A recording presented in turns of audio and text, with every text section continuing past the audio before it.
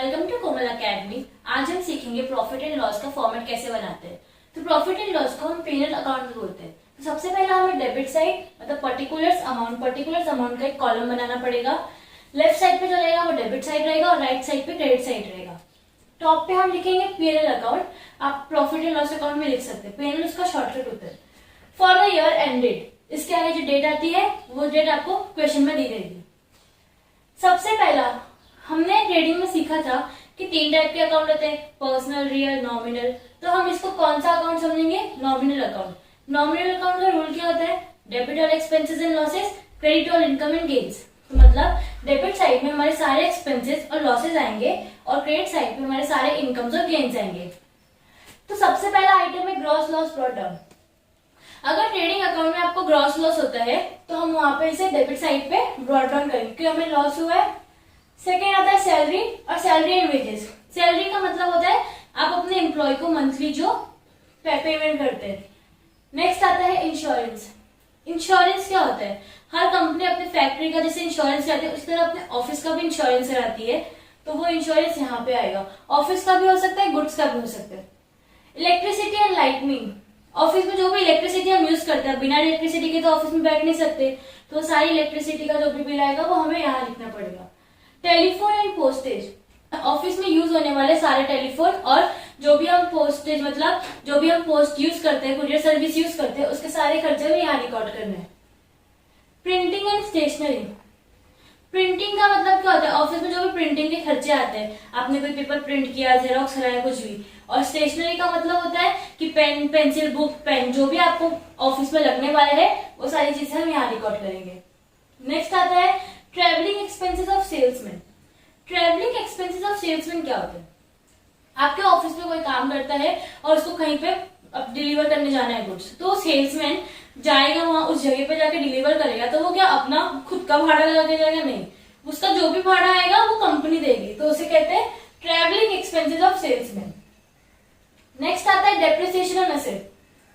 आपने 11 में पढ़ा था डेप्रिसिएशन क्या होता है? असेट्स की वैल्यू कम हो जाती है। क्यों कम होती है? क्योंकि अगर आपने इस साल कोई असेट खरीदा है, फॉर एग्जाम्पल आपने इस साल फर्नीचर खरीदा है, तो 2 साल बाद मार्केट में उसकी सेम वैल्यू नहीं रहेगी, वैल्यू धीरे धीरे कम हो जाती है। कोई भी सेकंड हैंड चीज, क्योंकि अगर आप बेचेंगे तो सेकंड हैंड हो जाती है क्योंकि आपने उसे यूज किया है। तो कंपनी में बुक वैल्यू में रिकॉर्ड करते हैं। फॉर एग्जाम्पल मैंने 10,000 में वो फर्नीचर खरीदा था, अभी नेक्स्ट अकाउंटिंग ईयर शुरू हुआ तो मैं डेप्री मारूंगी 5,000 रुपए का। तो ऐसे धीरे धीरे डेप्री मारते मारते हम बताते हैं बुक में कि उसकी वैल्यू कम हो रही है मार्केट में, तो वो हमारे लिए लॉस होता है। तो हम यहाँ पे उसे रिकॉर्ड कर देंगे डेप्रिसिएशन ऑन असेट। नेक्स्ट आता है लोडिंग चार्जेस। लोडिंग चार्जेस क्या होता है?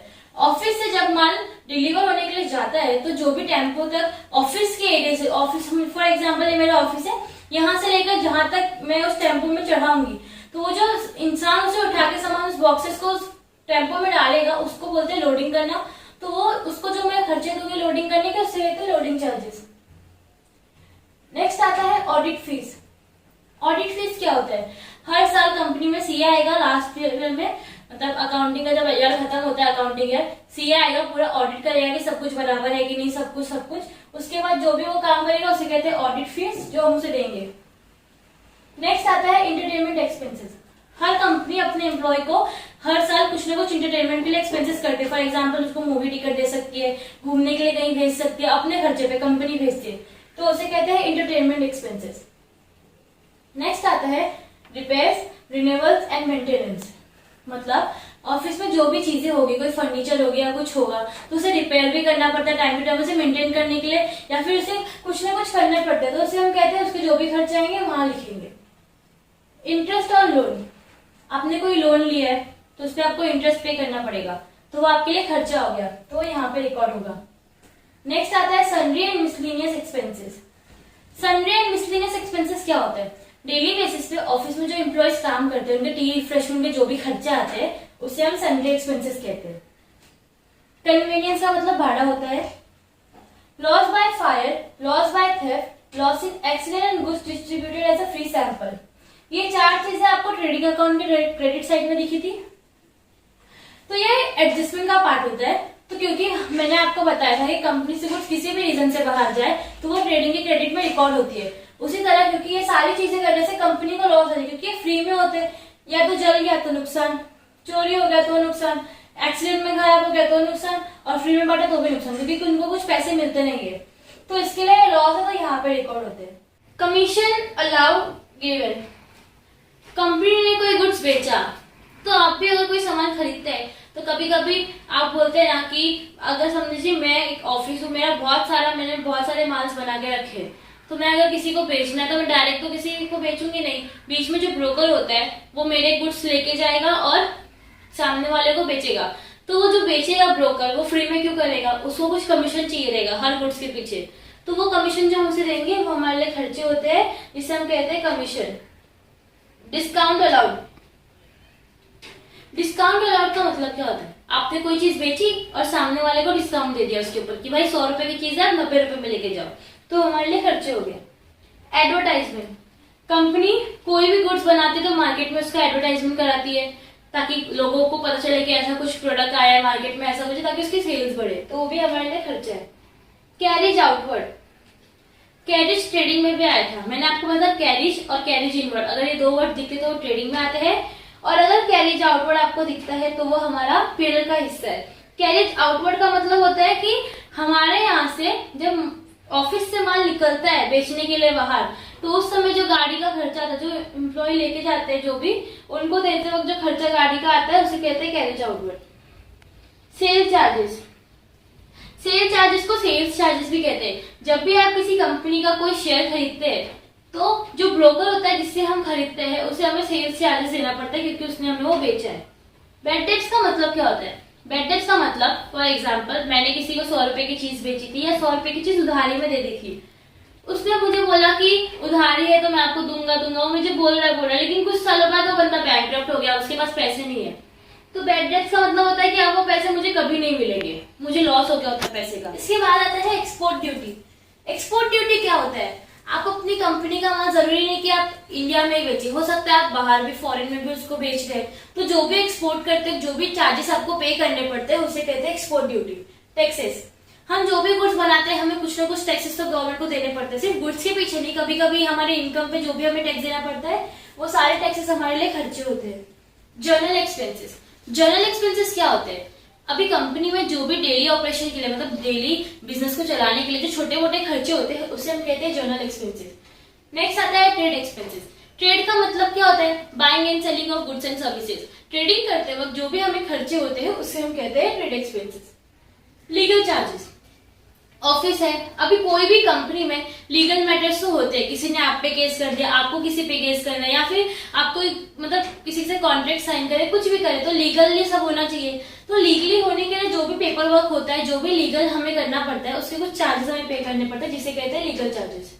नेक्स्ट आता है प्रोफेशनल चार्जेस। प्रोफेशनल चार्जेस क्या होता है, फॉर एग्जांपल मुझे पर्टिकुलर चीज में मैं कोई प्रोडक्ट बना रही हूँ, ऑफिस में कोई चीज है, इसके लिए मुझे किसी प्रोफेशनल की जरूरत है, तो मैं एक प्रोफेशनल बंदे को हायर करूंगी, कुछ टाइम के लिए मेरे साथ काम करेगा और फिर चले जाएगा, इसलिए हम उसे प्रोफेशनल चार्जेस के नाम पे यहाँ पे दिखा देंगे एक्सपेंसेस।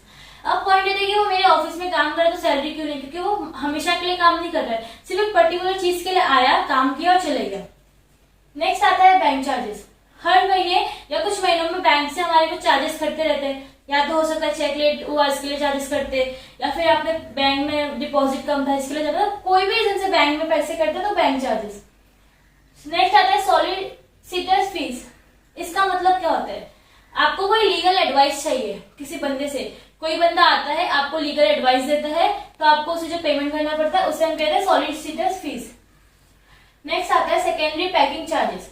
सेकेंडरी पैकिंग चार्जेस क्या होता है, आपने कभी गुड्डे पैकेट देखा है, जो बिस्किट रहती है वो छोटे से पैकेट में जब पैक होते हैं उसे बोलते हैं प्राइमरी पैकिंग चार्जेस, जो फैक्ट्री में होके निकलती है, फिर वो 10 पैकेट को, गुड्डे पैकेट के 10 पैकेट को एक बड़े से पैकेट में पैक करते हैं और एक कार्टन में भर के उसको डिलीवरी करते हैं, तो वो जो उसको पैकिंग करते हैं और कार्टन में भरते हैं उसे हम कहते हैं सेकेंडरी पैकिंग चार्जेस, जो ऑफिस में इंक्लूड होती है। नेक्स्ट आता है loss on sale of fix asset.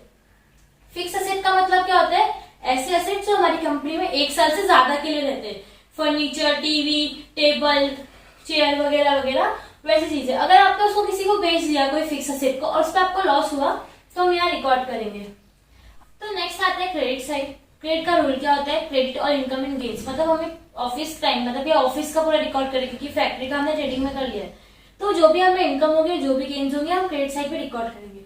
सबसे पहला है gross profit brought down. Trading में अगर आपको ग्रॉस प्रॉफिट हुआ है तो हम इसे यहाँ पे ब्रॉट डाउन करेंगे क्योंकि हमारे लिए प्रॉफिट है। नेक्स्ट आता है कमीशन रिसीव। आपको कहीं से कमीशन मिला तो आपके लिए इनकम हुआ यहाँ पे।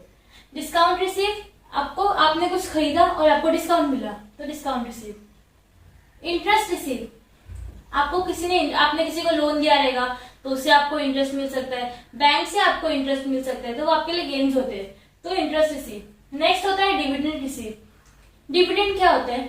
फॉर एग्जाम्पल आपने किसी और की कंपनी में शेयर परचेस किए तो शेयर पे जो इंटरेस्ट कंपनी हमें हर साल देती है उसे हम डिविडेंड कहते हैं, तो आपको डिविडेंड मिला।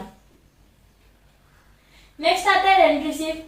रेंट रिसीव क्या होता है? आपने अपनी कोई प्रॉपर्टी किसी को भाड़े पे दी और आपको उससे हर साल और हर महीने पूरा रेंट आता है, तो वो rent receive. Miscellaneous receive.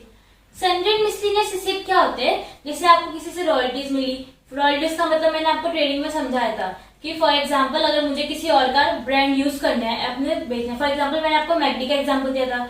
McD owner के पास मैं जाऊंगी, बोलूंगी कि मुझे आपकी टेक्निक चाहिए और आपका नाम चाहिए, ताकि मैं वही सेम अपना जगह पे खरीद के दुकान और वहां पे सेम चीज मैकडी के नाम से बेचूं। तो वैसे ही कोई और बंदा मेरी टेक्निक भी ले सकता है ना, तो उसने मुझे रॉयल्टीज दी ताकि वो मेरे नाम का यूज करे और मेरी टेक्निक का यूज करके मार्केट में सेल्स करे, तो वो उसका रॉयल्टी जो मिला वो मुझे मिला, तो उसे हम सैलरी रिसीव कहते हैं। नेक्स्ट आता है profit on sale of asset. आपने कोई असेट बेचा और आपको प्रॉफिट हुआ तो यहाँ रिकॉर्ड करेंगे। ये पूरा होने के बाद जब हम डेबिट साइड और क्रेडिट साइड का टोटल करेंगे, तो फॉर एग्जांपल अगर क्रेडिट साइड का टोटल ज्यादा आता है तो यहाँ पे टोटल लिखेंगे और यहाँ पे टोटल लिखेंगे। उसके बाद इस टोटल मतलब जो क्रेडिट साइड का टोटल है उससे हम डेबिट साइड का पूरा टोटल माइनस करेंगे और जो भी आएगा उसे हम लिखेंगे net profit transfer to partners capital account और करंट अकाउंट। अब वो पार्टनर्स कैपिटल अकाउंट में जा सकता है या तो करंट अकाउंट में जा सकता है, वो डिपेंड करता है कि सब में क्या बोला है। पर हमें नेट प्रॉफिट हुआ तो वो ट्रांसफर करेंगे हम दोनों में से किसी एक अकाउंट में, जैसा भी आपका सम रहेगा उसके ऊपर डिपेंड करेगा। लेकिन अगर आपका डेबिट साइड ज्यादा है और क्रेडिट साइड कम है तो आप क्या करेंगे? डेबिट साइड का पूरा टोटल लिखेंगे दोनों जगह और फिर जो टोटल आपने डेबिट साइड का यहाँ पे लिखा है उसमें से ये पूरा माइनस करेंगे और जो भी आपका बैलेंस आएगा वो आप यहाँ दिखाएंगे। Net loss transfer to partners capital account और करंट अकाउंट, क्योंकि हमें लॉस हो गया, हमारा एक्सपेंसेस ज्यादा है और इनकम कम है, तो जो भी हमें नेट लॉस हुआ है हम उसको पार्टनर कैपिटल अकाउंट में दिखाएंगे या तो करंट अकाउंट में ट्रांसफर कर देंगे। तो आज के लिए इतना ही। अपने नेक्स्ट वीडियो में मैं आपको बैलेंस शीट का फॉर्मेट सिखाऊंगी। Thank you.